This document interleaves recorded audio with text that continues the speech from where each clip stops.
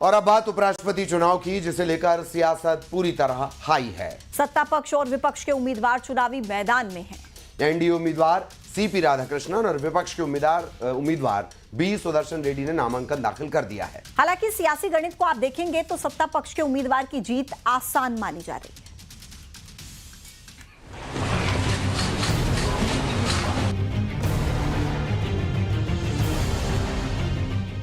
विपक्ष के उपराष्ट्रपति पद के उम्मीदवार और सुप्रीम कोर्ट से retired justice B Sudarshan Reddy ने कुछ इस तरह से अपना नामांकन किया।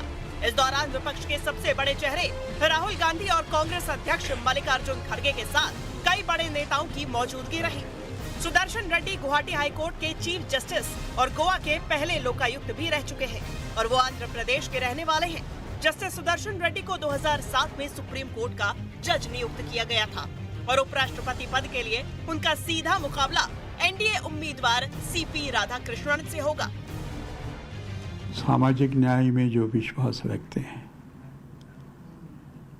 I mean to say that social justice and the constitutional values by which you and I, everybody is bound, वो दिशा में जो लोग सोचते हैं वो तो मेरा समर्थन करेंगे और मैं समझता हूँ समर्थन मिलेगा मुझे।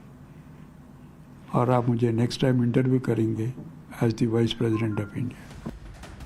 वहीं एनडीए उम्मीदवार के तौर पर सीपी राधाकृष्णन ने एक रोज पहले उपराष्ट्रपति पद के लिए अपना नामांकन दाखिल किया था। इस मौके पर उनके साथ प्रधानमंत्री नरेंद्र मोदी भी मौजूद रहे।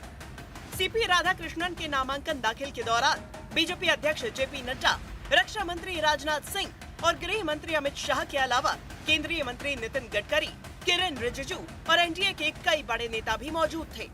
सीपी राधाकृष्णन की तरफ से कुल 4 सेट नॉमिनेशन फाइल किया गया, जिसमें पहले सेट में मुख्य प्रस्तावक के रूप में प्रधानमंत्री नरेंद्र मोदी के हस्ताक्षर हैं।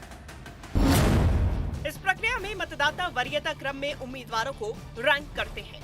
निर्वाचक मंडल में लोकसभा के निर्वाचित सदस्य, राज्यसभा के निर्वाचित और मनोनीत सदस्य शामिल रहते हैं। उपराष्ट्रपति चुनाव गोपनीयता मतदाता प्रणाली के तहत किया जाता है। यह अनुपातिक प्रतिनिधित्व प्रणाली के आधार पर होता है। प्राथमिकता वोटिंग का उपयोग किया जाता है, यानी सांसद अपनी पसंद के अनुसार उम्मीदवारों की प्राथमिकता तय करते हैं। चुनाव का फॉर्मूला प्रत्येक सांसद उम्मीदवारों को वरीयता क्रम में रैंक करता है और सभी वोटों का भार समान होता है। जीतने के लिए एक उम्मीदवार को एक कोटा हासिल करना होता है, जिसकी गणना कुल वैध वोट 2 और 1 के रूप में की जाती है। अगर पहले दौर में कोई भी उम्मीदवार कोटा पार नहीं कर पाता है तो सबसे कम प्रथम वरीयता वाले वोट पाने वाले उम्मीदवार को हटा दिया जाता है और उन मत पत्रों से द्वितीय वरीयता वाले को वोट ट्रांसफर कर दिए जाते हैं। ये प्रक्रिया तब तक जारी रहती है जब तक कि कोई एक उम्मीदवार कोटा हासिल नहीं कर लेता। उपराष्ट्रपति पद का चुनाव 9 सितंबर को होगा और वोटिंग के दिन ही मतगणना भी होगी।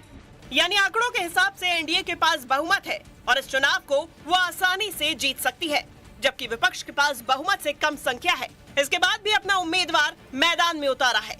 इस चुनाव के जरिए विपक्ष ये संदेश देना चाहती है कि वो हर हाल में लड़ेगी।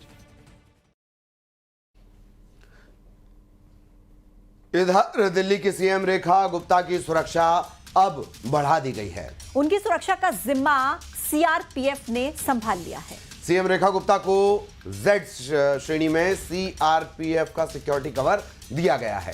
दरअसल हमले से पहले दिल्ली मुख्यमंत्री की सुरक्षा दिल्ली पुलिस के ही पास थी। दिल्ली पुलिस सुरक्षा में अब सीआरपीएफ की मदद करेगी।